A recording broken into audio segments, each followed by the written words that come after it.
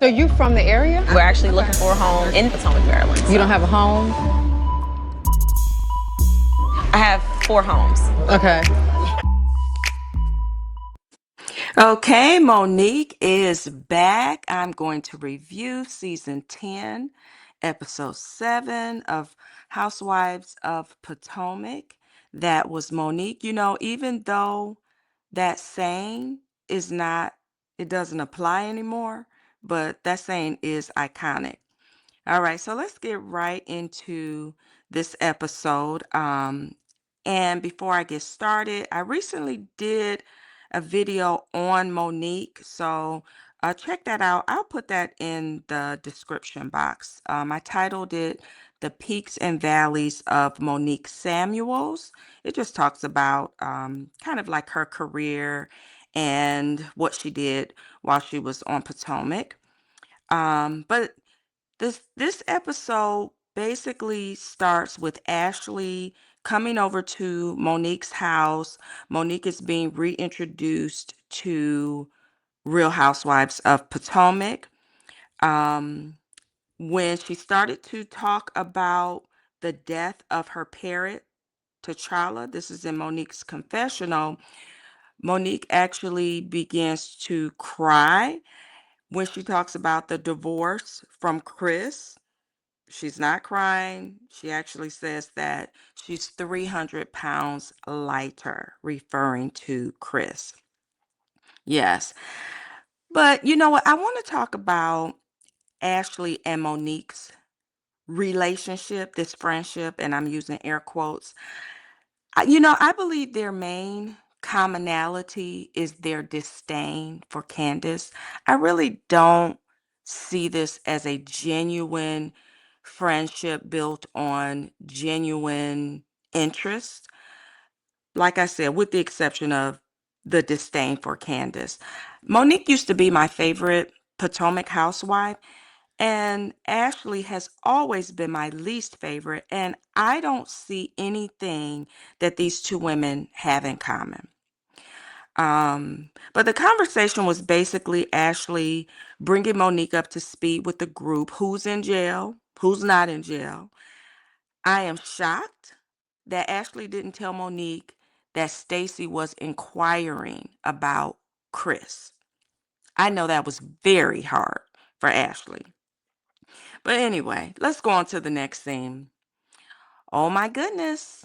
The next scene is Dr. Wendy and Eddie walking through their house, and their house is undergoing renovations. Now, the past couple of episodes, I was able to watch it without thinking a lot about the alleged insurance fraud. But this scene brought all of that right back. Dr. Wendy, she made her debut this past weekend on BravoCon. Let me share a little bit of that. I'm wondering how the dynamic has been between you and Ashley since her comments that she made at her show about your allegations.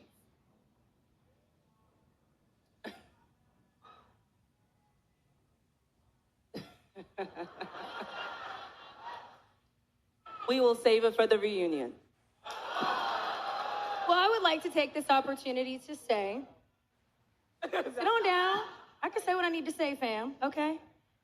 I can admit that I was maybe a little hot in the pants with what I said about Wendy. And when I thought about it later, it wasn't the time or the place. And honestly, I said it lightheartedly, but I realized that this is in no way a lighthearted situation for Wendy. So I do want to say that I'm sorry for how hot I came for Wendy. And I mean it. It's over here, babe. Right. I tried to talk to you backstage. You didn't want to talk to me, so I received that. No. And I'm simply saying what I need to say, and I mean it. And you can either take it or not. And I will not. Thank you, That's guys. fine. And that's fine. And that's fine. And that's fine. Be cute. Be cute. I'm glad you're being cute. Okay. And that's why I personally have always liked Dr. Wendy, and I have never liked Ashley. I really liked how Stacy was sitting next to Dr. Wendy because we know that Stacy has been the most supportive since Dr. Wendy has been going through this. When Dr. Wendy first started speaking, when they first started this segment, their panel, her voice was a little shaky, but as time went on, Dr. Wendy was back in action. She was not about to let anyone on stage punk her. And as you saw, she told Ashley she can keep her apology, and I do not blame her. Now, Dr. Wendy, in the episode, we're back to the episode, she goes on to share a very personal story about her biological father. And I don't know if this is Wendy's first time sharing this information. Her story, I'm sure, resonated with some Black Americans who are estranged from their biological fathers. Now, side note, there are similarities because Dr. Wendy comes from the same stock that Black Americans come from. We do not come from Ham, we come from Shem. Let that sink in. Now, Wendy goes on to praise her mom and the good job her mom did with raising she and her sister. And let me say one more thing. Let me say one more thing, and then I'll get off my my soapbox, okay? Because I thought about this as Wendy was talking about her upbringing. If you look at Dr. Wendy and you look at Yuba, both of them come from Africa, but only one of them come from Shem. And I will leave more information about that in the description box. Two beautiful women, but both are from different stock. And this is a nice segue to talk about Stacy's cannabis line. And that's the next thing. Stacy, she chose to name her cannabis line Shayo, and that means joy, it means happy. Stacy, she did an ancestry test. The test revealed that her ancestors are from Nigeria, and so she chose a Nigerian name. And so during Stacy's scene, it goes back to Wendy and Eddie's scene where they are calling Stacy a copycat. So the same can be said about you, Dr. Wendy, because Karen, she had her candle line first before you. At the end of the day, there is room for everyone. The next scene, Angel and her sister are on an outing together. I think they're getting some frozen yogurt. Angel's sister looks so good, and she's 12 years Angel's senior. Both of them have the same soft voice, the same mannerisms, and Angel's voice, along with her sister's voice, they started talking about Giselle's neck. And that's why I kind of stumbled, because it just reminded me of how Candace used to always go on about Giselle's neck, talking about Giselle's poor wrinkled neck. They also started talking about Wendy's physical transformation.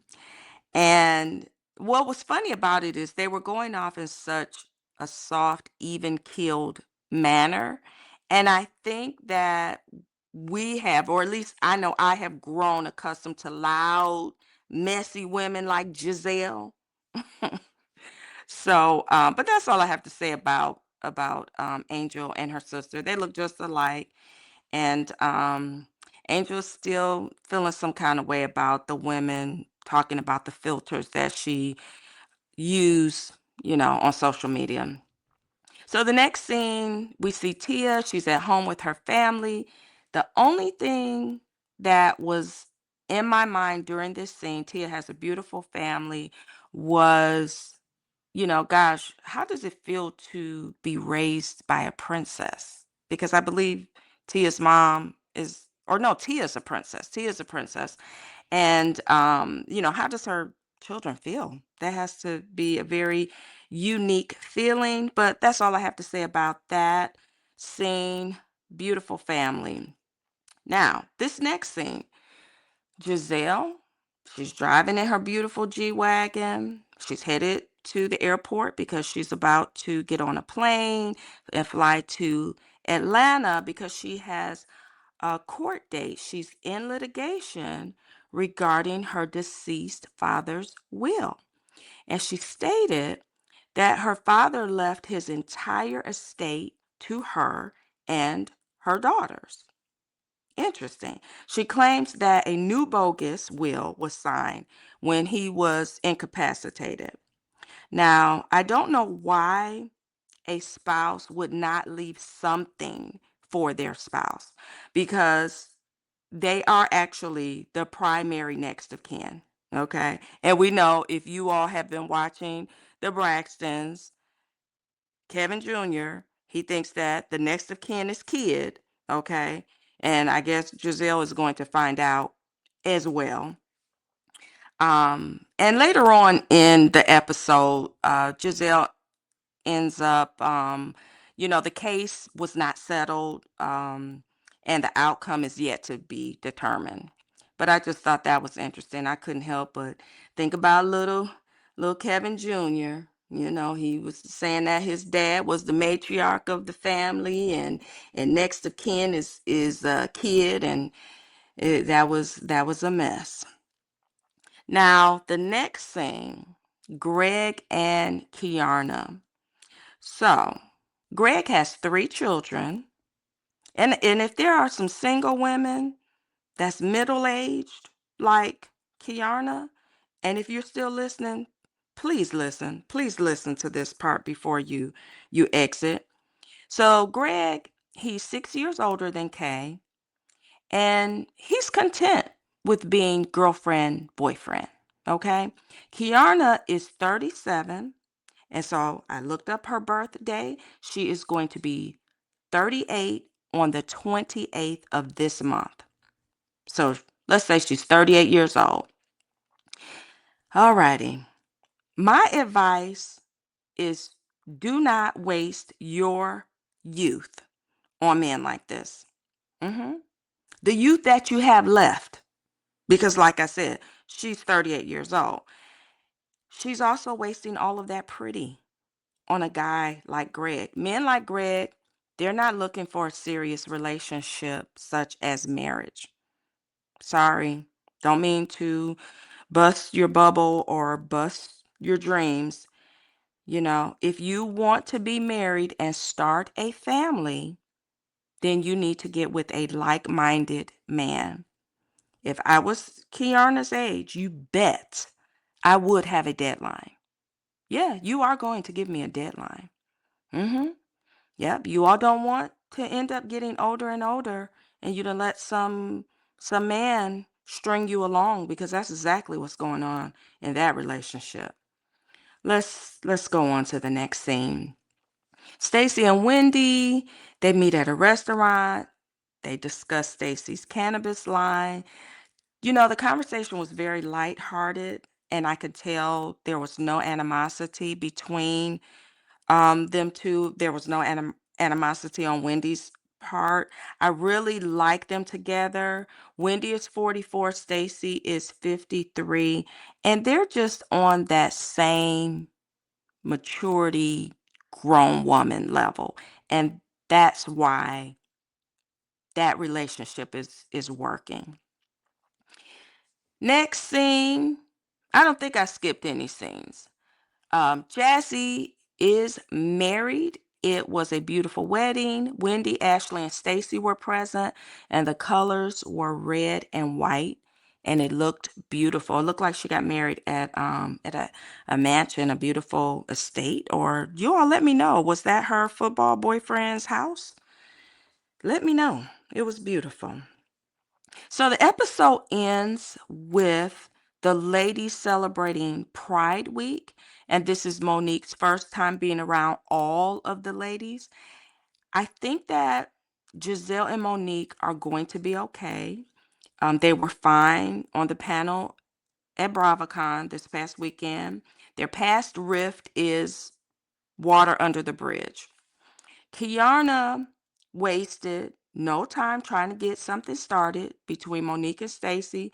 The way Monique and Stacy responded to Kiana gave me the impression that it's not going to be an issue.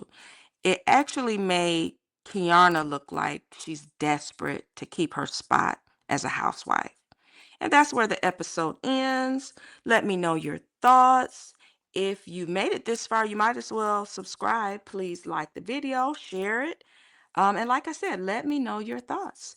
And I will talk to you all real soon. So you from the area? We're actually looking for a home in Potomac, Maryland. You don't have a home? I have 4 homes. Okay.